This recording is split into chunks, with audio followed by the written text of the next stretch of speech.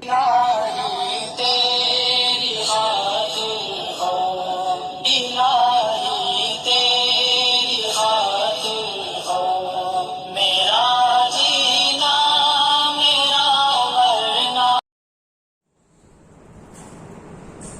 قسم کی تعریف حمد و ثنا کبریائی بڑائی بزرگی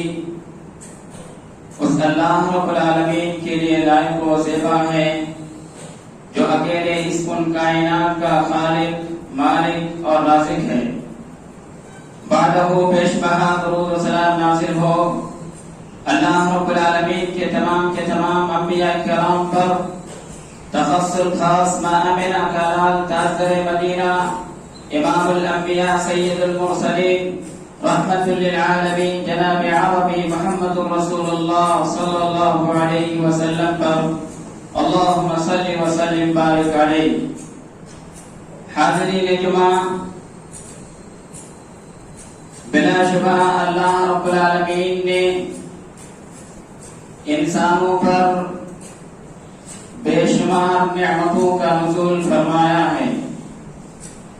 اور نہ صرف یہ کہ اللہ رب العالمین نے انسانوں کو بے شمار نعمتوں سے نوازا ہے، بلکہ ان نعمتوں کو استعمال کرنے کی طاقت اور قوت اور اس پر اختیار بھی اللہ رب العالمین نے انسانوں کو عطا کیا ہے، تاکہ انسان جب چاہے جہاں چاہے ان نعمتوں کو استعمال میں لا سکے۔ حاضرین، میں ان نعمتوں کو گنانے آج کے خطبہ جمعہ کی مناسبت سے نہیں آیا ہوں، کیونکہ یہ اللہ رب العالمین کی نعمتیں اتنی ہیں جن کو گنا نہیں جا سکتا ہے، شمار نہیں کیا جا سکتا ہے، جن کو لکھا نہیں جا سکتا ہے۔ قرآن کہتا ہے وَلَوْ أَنَّ مَا فِي الْأَرْضِ مِنْ شَجَرَةٍ أَقْلَامٌ وَالْبَحْرُ يَمُدُّهُ مِنْ بَعْدِهِ سَبْعَةُ أَبْحُرٍ مَا نَفِدَتْ كَلِمَاتُ اللَّهِ کہ روئے زمین کے اندر جتنے بھی درخت ہیں اگر ان کو قلم بنا لیا جائے اور 7 سمندر کے پانی کو سیاہی بنا لیا جائے اور اس کے بعد اللہ رب العالمین کی نعمتوں کو لکھنا شروع کرے انسان، تو یہ قلم ختم ہو سکتے ہیں، پانی ختم ہو سکتا ہے، لیکن اللہ رب العالمین کی نعمتیں ختم نہیں ہو سکتی ہیں۔ انہیں نعمتوں میں سے ایک نعمت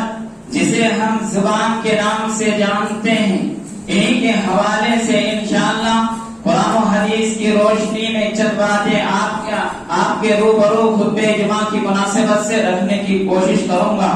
دعا ہے رب العالمین مجھے صحیح کہنے، آپ حضرات کو صحیح سننے، صحیح سمجھنے اور اس کے مطابق ہم سب کو اپنی اپنی اصلاح کی توفیق عطا فرمائے، آمین۔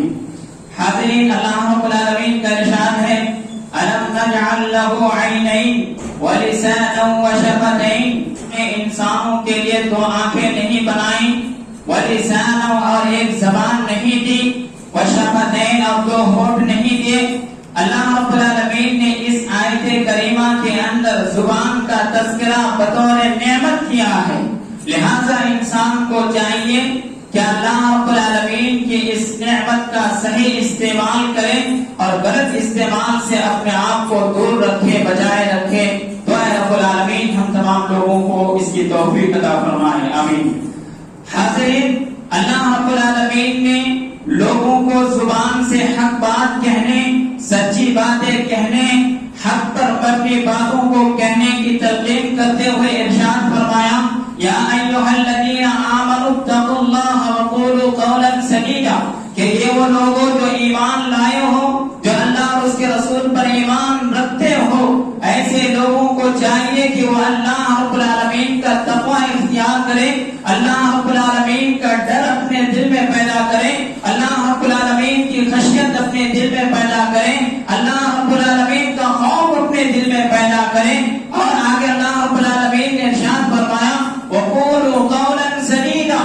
انسان سیدھی اور سچی اور حق پر مبنی باتیں کیا کرے۔ اللہ رب العالمین نے اس آیت کریمہ کے اندر انسانوں کو حق اور حق پر مبنی باتیں کہنے کی تلقین کی ہے، اور دوسری جگہ اللہ رب العالمین نے انسانوں کو تنبیہ کے انداز میں فرمایا ما يلفظ من قول الا لديه رقيب عتيد۔ انسانوں تمہیں ہم نے زبان دی ہے، تمہیں ہم نے بولنے کی صلاحیت دی ہے، قوت گویائی عطا کی ہے، لیکن یاد رکھنا کہ اس زبان سے جو بھی لفظ نکلے گا، جو الفاظ نکلیں گے، وہ سب کچھ اس کو نوٹ کیا جائے گا، کوٹ کیا جائے گا۔ اللہ رب العالمین نے ارشاد فرمایا ما یلفظ من قول الا لدیہ رقیب عتید، کہ جو کچھ تم کہو گے، جو کچھ اپنی زبان سے نکالو گے، اسے کوٹ کیا جائے گا، اسے لکھا جائے گا، اور اللہ رب العالمین کی جانب سے مضبوط فرشتے نگہبان اس کے لیے مقرر ہیں۔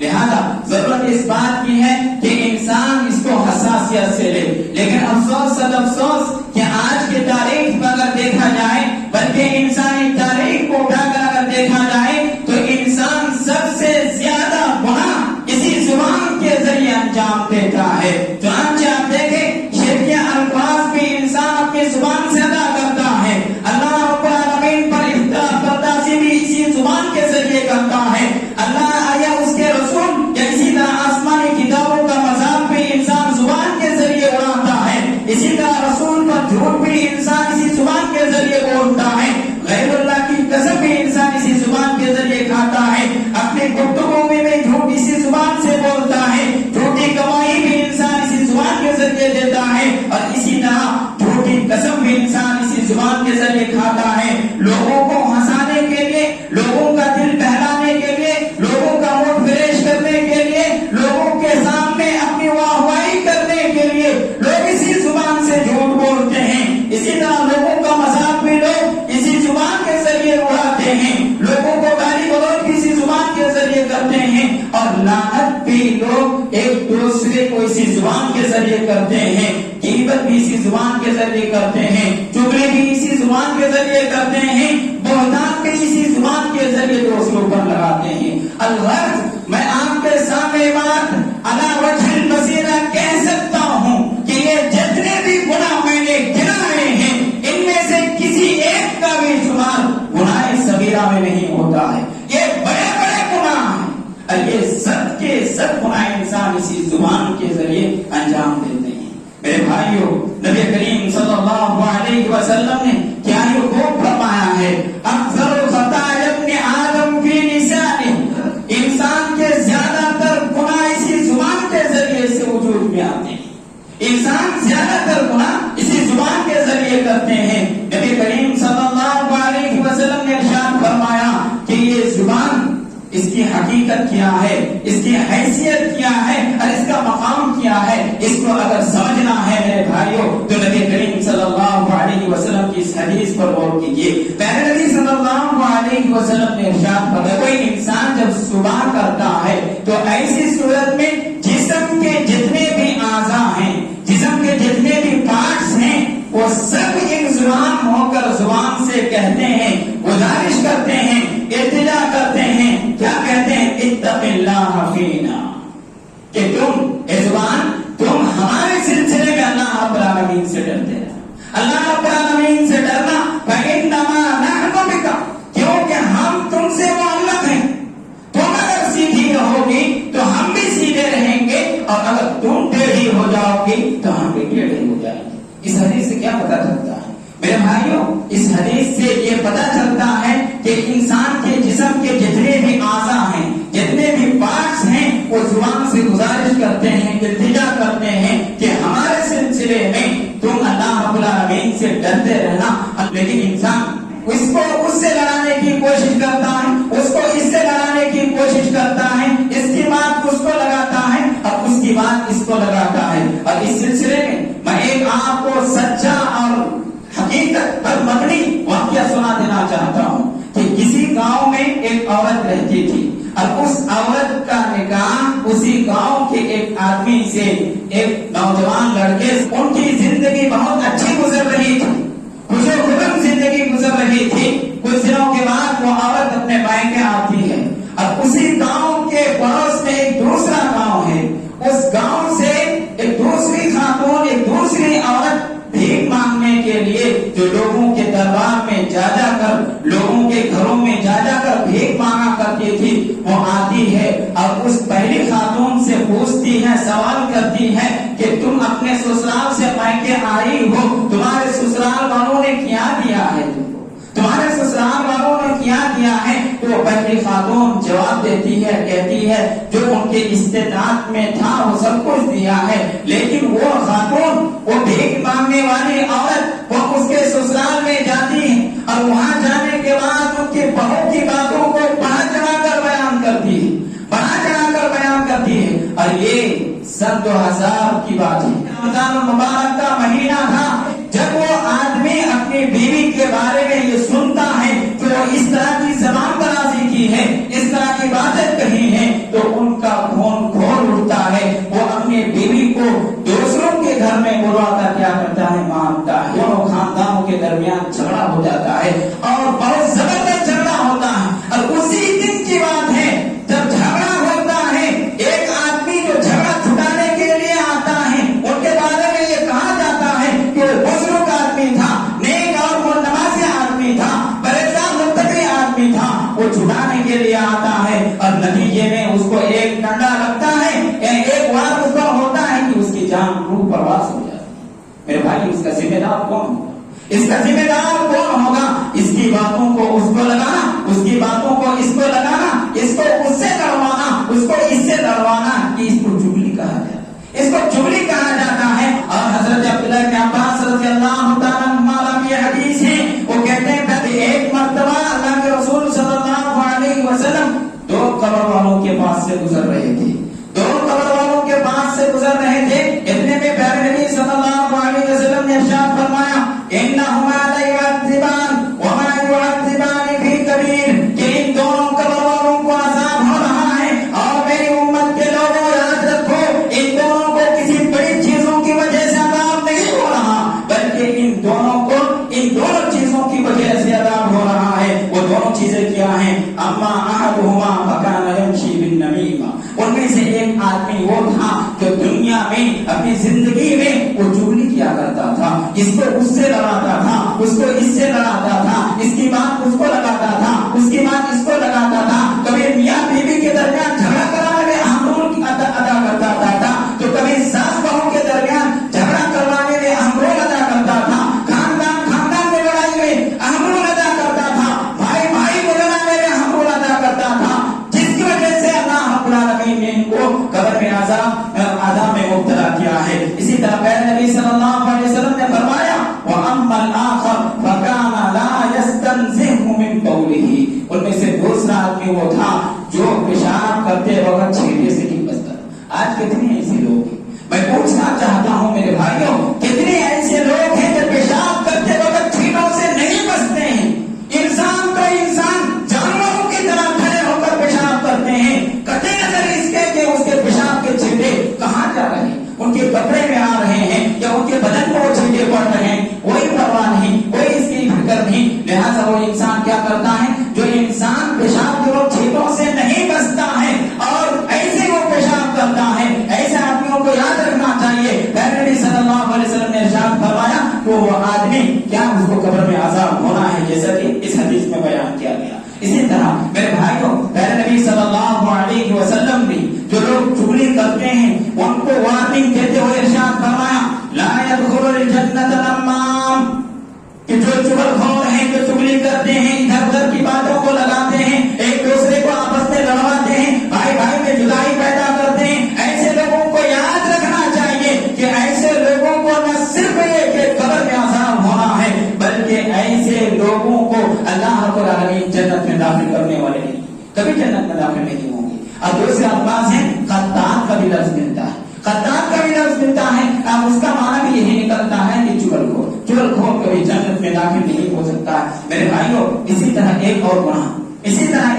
گناہ جو عام طور پر ہمارے معاشروں میں پایا جاتا ہے یا کسی سے ملتا جلتا وہ گناہ ہے، وہ کیا ہے؟ وہ غیبت ہے، وہ غیبت ہے۔ نبی کریم صلی اللہ علیہ وسلم نے اپنے صحابہ کرام سے پوچھا، سوال کیا اتدرون ما الغیبہ، کہ میرے صحابہ کیا تم جانتے ہو غیبت کسے کہتے ہیں؟ تو صحابہ کرام نے جواب دیا اللہ و رسولہ اعلم، اللہ اور اس کے رسول بہتر جانتے ہیں۔ پیارے نبی صلی اللہ علیہ وسلم نے ارشاد فرمایا ذکرک اخاک بما یکرہ، کہ تم اپنے بھائی کا ذکر اس چیز کے ذریعے کرو جسے وہ ناپسند کرتے. کسی کے بارے میں یہ کہنا کہ وہ چور ہے، بھلے وہ چور ہے. کسی کے بارے میں یہ کہنا کہ وہ بخیل ہے، بھلے وہ بخیل ہے. کسی کے بارے میں یہ کہنا کہ وہ کنجوس، بھلے وہ کنجوس ہے. میرے بھائی وہ ایک غیبت میں آتا ہے. اگر اس کے عدم موجودگی میں آپ وہ بات کسی اور کے سامنے بیان کرتے، ظاہر سی بات ہے اگر آپ کسی کے بارے میں کہو گے کہ یہ بخیل ہے، یہ کنجوس ہے، یہ فلاں ہے، یہ فلاں ہے، تو ایسی صورت میں جب وہ باتیں ان کے کانوں تک پہنچے گی ان کو تکلیف ہوگی. پہلے نبی صلی اللہ علیہ وسلم نے اسی کو غیبت کہا ہے. حدیث کے الفاظ ہیں، صحابہ کرام نے سوال کیا اللہ کے رسول صلی اللہ علیہ وسلم اگر وہ چیز حقیقت میں اس کے اندر پائی جائے تو نبی کریم صلی اللہ علیہ وسلم نے ارشاد فرمایا یہی تو غیبت ہے. اور اگر وہ چیزیں ان کے اندر نہیں پائی جاتی ہیں جو تم کہنا چاہتے ہو یا کہتے ہو تو ایسی صورت میں یاد رکھو یہ غیبت میں یہ بہتان ہے، یہ بہتان ہے. اور آپ کو یاد ہونا چاہیے حضرت عائشہ رضی اللہ تعالی عنہا ام المؤمنین اللہ کے رسول صلی اللہ علیہ وسلم کی پیاری اور چہیتی بیوی، پیاری اور چہیتی بیوی، وہ ایک مرتبہ حضرت صفیہ رضی اللہ تعالی عنہا کے بارے میں یہ کہتی ہیں اللہ کے رسول صلی اللہ علیہ وسلم وہ ناٹی، اللہ کے رسول صلی اللہ علیہ وسلم وہ ناٹی ہے. یہ جملہ کہنا تھا نبی کریم صلی اللہ علیہ وسلم کا چہرہ مبارک سرخ ہو جاتے ہیں. بہت زیادہ اللہ کے رسول صلی اللہ علیہ وسلم ناراض ہو جاتے ہیں اور کہتے ہیں لقد قلت کلمۃ لو مسجت بماء البحر لمسجته کہ یہ عائشہ تم نے ایک ایسی بات کہی ہے، تم نے ایک ایسی بات کہی ہے کہ اگر اس بات کو، اس جملے کو، اس سینٹنس کو اگر سمندر کے پانی میں ملا دیا جائے تو سمندر کا پانی بھی کڑوا ہو جائے گا، سمندر کا پانی بھی کڑوا ہو جائے گا. میرے بھائیو حضرت صفیہ رضی اللہ تعالیٰ حقیقت میں ناٹی تھی لیکن پہلے نبی صلی اللہ علیہ وسلم نے کس طرح ان کا رد فرمایا، کہا کہ تم نے ایسی باتیں کہی ہیں، ایسا جملہ کہا ہے اگر اس جملے کو سمندر کے پانی میں ملا دیا جائے تو پانی بھی کیا ہو جائے، بدمزہ ہو جائے گا، کڑوا ہو جائے گا. لہذا میرے بھائیوں اس کو حساسیت سے لینے کی ضرورت ہے. اللہ رب العالمین نے ارشاد فرمایا وَلَا يَغْتَبْ بَعْضُكُمْ بَعْضًا أَيُحِبُّ أَحَدُكُمْ أَن يَأْكُلَ لَحْمَ أَخِيهِ مَيْتًا فَكَرِهْتُمُوهُ کہ تم میں سے کوئی، تم میں سے بعض کی غیبت نہ کرے، کوئی کسی کی غیبت نہ کرے، اس کے عدم موجودگی میں اس کے پیٹ پیچھے ایسی باتیں نہ کہے جو ان کو ناپسند، اگرچہ وہ باتیں ان کے اندر پائی جاتی ہوں. اگر اللہ رب العالمین نے ارشاد فرمایا أَيُحِبُّ أَحَدُكُمْ أَن يَأْكُلَ لَحْمَ أَخِيهِ مَيْتًا کیا تم میں سے کوئی اس بات کو پسند کرے گا کہ اپنے مرے ہوئے بھائی کا وہ گوشت کھائے، اپنا سگا بھائی اور وہ بھی مرا ہوا اور اس کا گوشت، انسان کا گوشت حرام ہے اور بھی اپنا بھائی مرا ہوا بھائی اس کا گوشت کھانا کون پسند کرے گا. میرے بھائیوں اس آیت سے یہ معلوم ہوتا ہے کہ جس طرح انسان اپنے مرے ہوئے بھائی کے گوشت کو کھانا ناپسند کرتا ہے اسی طرح ان کو غیبت بھی ناپسند ہونی چاہیے، غیبت بھی ناپسند ہونی چاہیے. لیکن افسوس سر افسوس نبی کریم صلی اللہ علیہ وسلم کے ان تعلیمات کے باوجود، اللہ رب العالمین کے اس طرح کی آیتوں کو نازل کرنے کے باوجود انسان اس سے بے فکر ہو کر کہ اس سے کون سا گناہ سرزد ہوتا ہے وہ اس کو انجام دیا جاتا ہے. یاد رکھو میرے بھائیوں نبی کریم صلی اللہ علیہ وسلم نے ارشاد فرمایا من اکل لحم اخیہ فی الدنیا قرب له یوم القیامہ کہ جو شخص دنیا میں کسی آدمی کی غیبت کرے گا، دنیا میں کسی شخص کی غیبت کرے گا گویا کہ اس نے اپنے بھائی کا گوشت کھایا ہے، اور جو دنیا میں اپنے بھائی کا گوشت کھایا ہے قیامت کے دن اس آدمی کو قریب کیا جائے گا اور مردہ حالت میں ان سے کہا جائے گا کہ یہ تمہارا بھائی ہے جو مردہ حالت میں ہے، تم ان کا گوشت کھاؤ. بس اس کو کھانے کے لیے مجبور کیا جائے گا، وہ آدمی کھائے گا اور کھانے کے بعد بہت زیادہ بدشکل بن جائے گا، چیخے گا اور چلائے گا. میرے بھائیوں یہی بات ختم نہیں ہو جاتی بلکہ پیارے نبی صلی اللہ علیہ وسلم نے ارشاد فرمایا کہ جب مجھے معراج کرایا گیا، جب مجھے معراج کرایا گیا تو ایسی صورت میں میں دیکھتا ہوں کہ وہاں کچھ لوگ ہیں جن کو اللہ رب العالمین نے تانبے کے ناخن دیے، تانبے کے ناخن، اور ان ناخنوں کے ذریعے وہ اپنے چہروں کو اور اپنے سینوں کو نوچ رہے ہیں. میں نے سوال کیا جبریل امین سے کہ یہ کون لوگ ہیں تو انہوں نے جواب دیا یہ وہ لوگ ہیں جو دنیا میں غیبت کیا کرتے ہیں. یہ وہ لوگ ہیں جو دنیا میں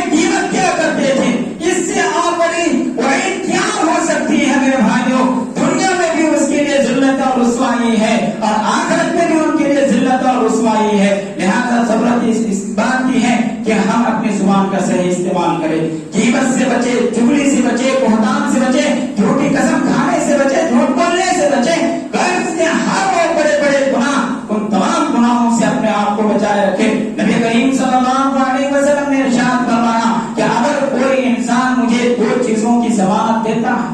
مجھے اگر کوئی انسان دو چیزوں کی ضمانت دیتا ہے، وہ دو چیزیں کیا ہیں؟ ایک زبان اور ایک شرم کا، ان دونوں چیزوں کی اگر کوئی ضمانت دیتا ہے تو میں اللہ کا رسول، میں اللہ کا بندہ اور اس کا رسول اس بات کی گارنٹی دیتا ہوں اور اس بات کی ضمانت دیتا ہوں کہ ایسا آدمی جنت میں جائے گا، ایسے آدمیوں کو میں جنت کی خوشخبری دیتا ہوں، بشارت دیتا ہوں۔ لہٰذا میرے بھائیوں، اگر آپ چاہتے ہو کہ جنت میں داخل ہو، اگر آپ جنت کے حقیقی معنوں میں متلاشی ہو، تو ایسی صورت میں ان دونوں چیزوں کی حفاظت کیجیے۔ دعا رب العالمین ہم تمام لوگوں کو کتاب و سنت کی صحیح سمجھ عطا فرماوے اور اس کے مطابق عمل کی توفیق عنایت فرماوے، آمین۔ وآخر دعوانا الحمد للہ رب العالمین، والسلام علیکم ورحمۃ اللہ وبرکاتہ۔